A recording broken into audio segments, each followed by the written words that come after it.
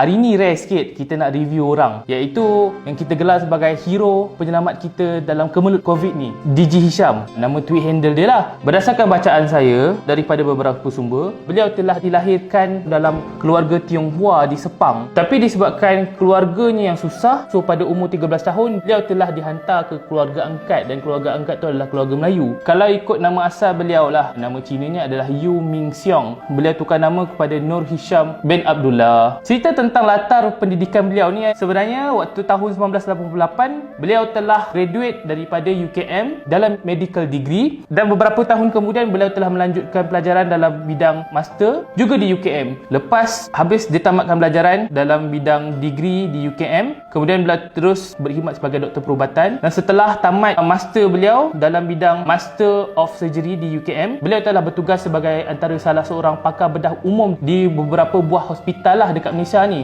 Achievement beliau pada tahun 2008 telah meletakkan namanya sebagai pengerusi jawatan kuasa pembedahan global Persatuan Pembedahan Antarabangsa sejak 2017 sehingga 2021. Kalau ikutkan, beliau adalah orang Malaysia yang pertama yang memegang jawatan tertinggi untuk ketika ini.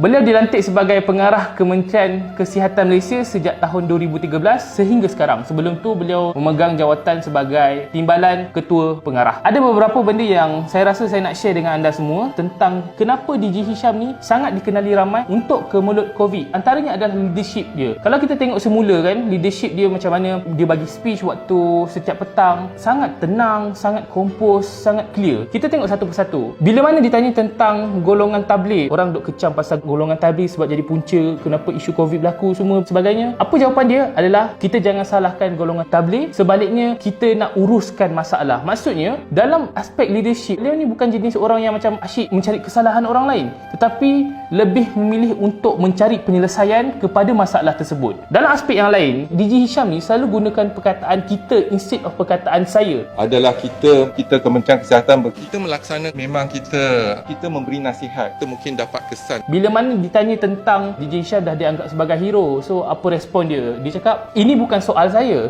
tetapi ini soal kita bersama dalam menangani kemelut COVID. Cuba bayangkan, dalam keadaan orang duk puji dia pun, dia tak nak anggap benda tu sebagai sebab dia, tapi disebabkan orang lain. Dan selepas beliau telah diangkat oleh China TV Global Network sebagai 3 individu terbaik yang menguruskan konflik COVID dengan baik, apa respon dia bila ditanyakan tentang benda tu? Dia jawab, oh, ini bukan sebab saya seorang, ini juga sebab Perdana Menteri sebab melaksanakan tugas dengan baik, kementerian-kementerian lain yang bagus.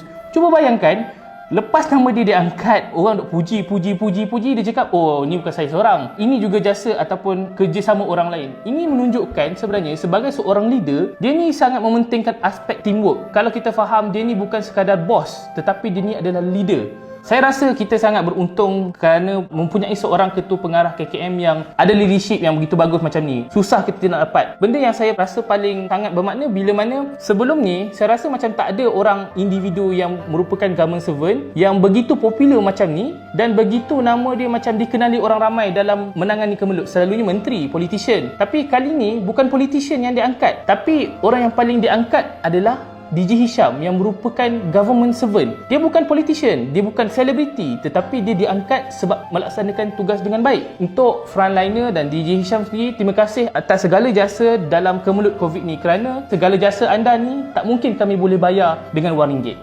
Terima kasih.